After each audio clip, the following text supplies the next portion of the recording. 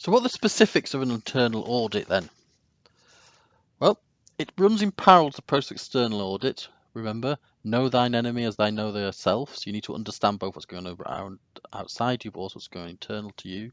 And it gathers information from an awful lot of other areas. And so there are full details of this in the handout. The internal audit checklist from David 2007 provides a useful comprehensive list of internal functions against which to review existing arrangements. Not all questions are appropriate to all organisations, but negative responses suggest areas of weakness and several negative responses in one section suggest action needs to be taken. The internal audit is a potential way to gather and consider information from human resources, marketing, finance and accounting, operations, research and development, management information systems and elsewhere. What you're looking for is both strengths and weaknesses. You're looking for all your functional business areas for the areas you operate. It will vary significantly by organisation. It may well be that parts of your organisation have strengths that overcome weaknesses in other parts. It may well be that in some places it's about the people and the skills. In other cases, it might be about your technical abilities. And in some areas, it might be things might be need to be added in, such as research and development, etc., which might not be in the normal list that you come up. So it's up to you there. It is the basis for your objectives and strategy. You're internalising your strengths and weaknesses here. You're looking to try and build them up because then you'll be able to compare these with the opportunities and threats that you've identified from your external analysis, and you then must align what strengths you have and what opportunities you're trying to take advantage of clearly with the statement of mission at the beginning. Successfully doing this is the key to organisational success. Coordination and understanding of managers from all functional areas, involvement in performing internal strategic management audit provides vehicle for understanding nature and effectiveness in other functional business areas of the organisation. So doing an effective internal audit allows you to build up the links across the organisation. It's important to recognise that you're looking for both of the things you do, but also for the things you ought to be doing but are not doing at the moment. So you range through there, get organisation's strengths, get your organisation's competence section, you throw them together. All these organisation competencies combined become what we said were your capabilities. Many of them, your capabilities, are actually though dependent on the history of your organisation. Where else could they come from? That is how your organisation has developed, how it's built up over time.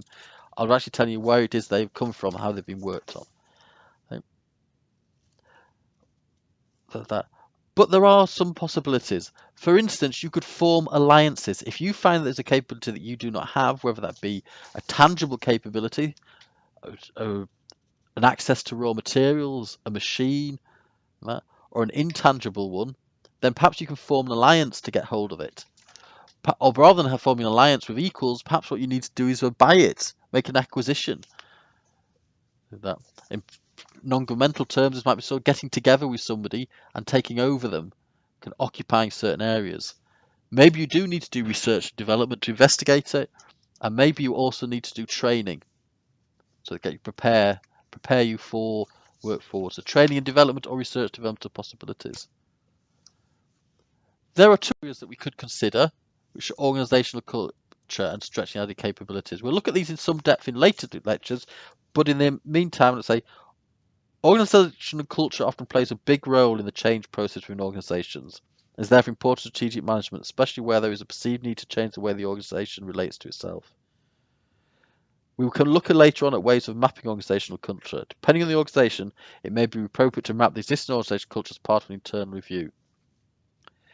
It has been convincingly argued that whereas traditional views of strategy are plan then act, in reality it's not possible to really understand the strategic capabilities until we actually implement change and plans. Strategy is therefore a living process, and we must expect mistakes and differences when we're really trying to build things. You cannot learn to juggle without dropping balls, you cannot learn to climb without falling off. The stretching and adding capabilities we'll look at later on. We're just going to strategic options, and these are some of these we'll take in there. We take our into account strategic capabilities, our threshold, and our core competencies. However, some things we want to do, some options we want to take out, will rely on an organisation's ability to stretch existing or add new capacities and capabilities. At the internal review stage, the organisation will be able to evaluate which capabilities can be stretched and where it would be possible with minimal investments to extend and add new capabilities. So at this point, we are looking at what is it we're not doing, but which we're going to need to do. And then we start looking at how we might get that. The point, of course, of all these exercises is we're going to be looking at the future at the TOES network, threats, opportunities, weaknesses and strengths. And where we got our ideas of threats and opportunities from the environmental audit alongside an idea of what there might be gaps, we are now our strengths and weaknesses from here. And the idea, of course, is whatever procedures we take, we've looked at the last few years, what we're actually going to attempt to do, listing the resource and capabilities in order of importance, and they give a relative strength compared to other adjacent organisations. We should plot strength against important. The big mistake that is often made when working on capabilities is to make the assumption that if we're good at something, then it's also important. This is simply not true.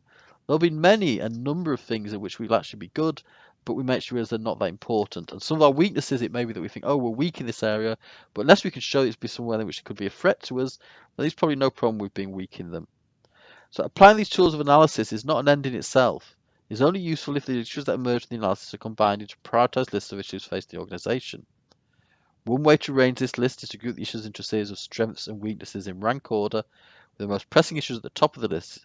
It's possible that items can appear as both strengths and weaknesses. For example, low staff turnover could be a strength in terms of continuity and working relationships, but also a weakness if it meant fewer opportunities for promotion and new ideas coming to the organisation. Later on, we're going to be examining how to develop the internal audit in combination with the external audit to develop strategic options for the organisation as part of our consideration of what we call the TOES matrix, which is a thing of threats, opportunities, weaknesses, and strengths.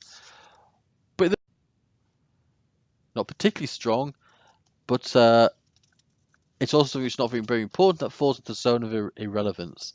This is also true. So on the y-axis, you should plot the level of weakness. Weakness is 10 if it's very major weakness, or 10 if it's a major strength, 1 if it's something which you're not particularly weakness, and 1 if it's a major, if it's something which you're not particularly good. Now it may well be that something falls both into the area of both being something which you're not very good, but is of great strategic importance. If it is of great strategic importance, then of course it's very, very, very important that actually you deal with it, and then it becomes a key weakness. There may well be some things that are key strengths because they are of high strength value for doing that, and you simply plot them on this board. The idea, of course, is to exploit your key strengths and manage your weaknesses. There are occasions when it might well be that actually you could turn a superfluous strength into something relevant, because it can be very difficult. If you find you're very good at something but it's not really relevant, it can be quite difficult to get rid of it. Quite often what we see organisations do here is spin it out. They think, well, we're actually very good at this, perhaps it should work separately and they may find a use for it. It's just no use within our organisation at the moment. So your difficult decisions have to be made sometimes. They might not be the obvious ones. So bear this in mind. Just because you're good at something does not mean it's something you should continue to do. Or just because you're weak at something doesn't mean it's something you have to overcome. If you're both weak at it and it's also not of great strategic importance, then it's going to fall into the zone of irrelevance and there's nothing to worry about.